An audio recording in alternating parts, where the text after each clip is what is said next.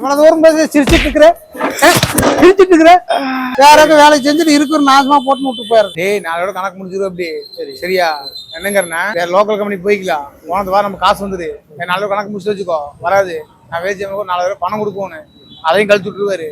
சரி நான் வாங்கி 3 வாரம் லோக்கல் கம்பெனிக்கு போறேன். யார்ட்டையும் சொல்ல வேண்டாம். அதுக்கு வேண்டாம் சொக்கோரு டீ சாப்பிட்றியா? என்னன்னா சொல்றது அவர்கிட்ட வேல்ஜியம் எது சொன்னாலும் நம்பிடுவேன். டேய் நான் வயிற்றாளுன்னு சொல்லிடுறேன். சரி நீ ஒன்னும் காய்ச்சல் கொடுன்னு சொல்லு. சரி இல்ல கால் வீங்கி போச்சு எதுவும் சொல்லிடு. சரி லீவ் போட்டுக்கலாம். சரியா போட்டு நாளைக்கு லோக்கல் கம்பெனி பாக்கலாம். செட்டானா உட்காந்துக்கலாம். சரியா 4 நாளைக்கு உட்காந்துக்கலாம். ஆனா நான் ஒரு நாள் லீவ் போட்டா பிரச்சனை இல்லை. நம்ம 2 பேரும் எப்பவுமே ஜோடியா சுத்திட்டு இருக்கிறோம். ஒரே மட்டும் 2 பேரும் லீவ் போட்டோம்னா அவருக்கு சந்தேகம் வருமா வராது? சந்தேகம் வருண்டா. வேற கம்பெனி போற என்ன சொல்றது அப்புறம் சிக்கிட்டோம்னா சங்குதான் அவர்கிட்ட. அவங்க பாருங்க என்ன பேசிட்டு இருக்கிறீங்க? டீ சாப்பிட்டு போன சாப்பிட்டு டீ சாப்பிட்டு போன வந்தாங்க. பின்னாடி தானே நின்று இருந்தேன். நீங்க பேசுறதுல காது கேட்ட.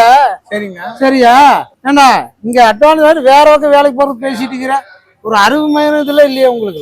அப்பவே சொன்னா பண்றது கேட்க மாட்டேங்கிறாங்க. ஆனா நீ டீ சாப்பிட வந்தியா?